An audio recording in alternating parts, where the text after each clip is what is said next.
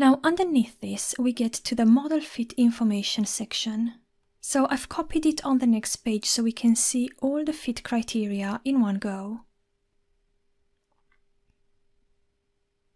In fact, I should perhaps make this a little bit smaller. Right. How about you take a moment and have a look at these values here for the following fit indicators and decide whether this model has good fit to the data or not. Does it make the thresholds? It's difficult to decide, isn't it? Usually novices would say this has excellent fit. We want the chi-square to be as small as possible, as close to 0 as possible, because the chi-square is an index of misfit. So the smaller it is, the less of a misfit we have between our model and real data patterns. And this is 0, so it looks great. Then we want the RMSEA also to be as close to 0 as possible. And it is. We want the CFI and the TLI to be at least 0.95, and they both are. And by the way, the RMSEA, we would like it, if possible, to be below 0.06. And finally, we would like the SRMR to be very small, and this is 0, so it's great as well. We would usually like it to be below 0.08.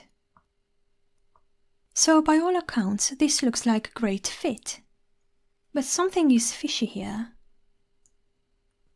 There's this 0. In fact, what usually makes people think twice is the fact that you have an excellent chi-square value, as small as possible, but at the same time it is significant. So this would tell us that there's no departure from real data patterns, and this departure is significant. What in fact has happened is that we didn't manage to produce a model that offers model fit indicators at all, and it all hinges on these degrees of freedom here. This is an issue of model identification. In short, what happens here is that Mplus solves a system of equations for you in order to identify the values of the unknowns.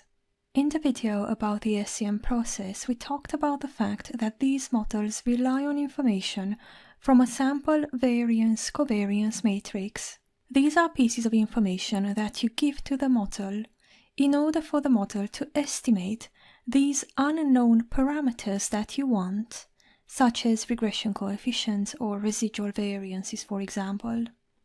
So in essence, you have two types of pieces of information, knowns and unknowns. The known parameters are the things you give to the model. These are the pieces of information that the model takes from the sample variance-covariance matrix. The unknown parameters are the ones you want Mplus to estimate for you. For example, regression coefficients or residual variances. There are three types of models in terms of their identification. You can have over-identified models,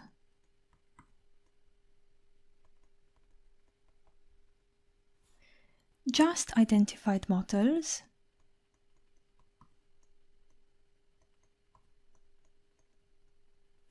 or under-identified.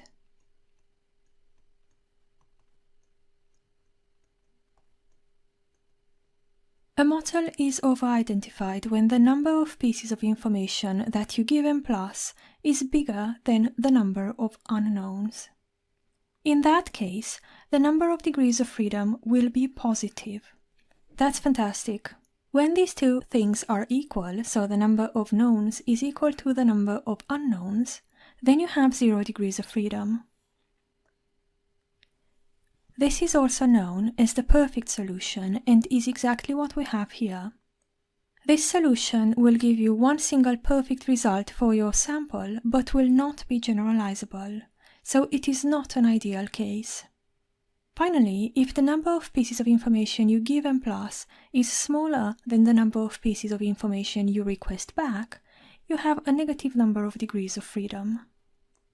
This is bad, and in fact Mplus will produce an error here saying that the model did not converge, so you will not get results.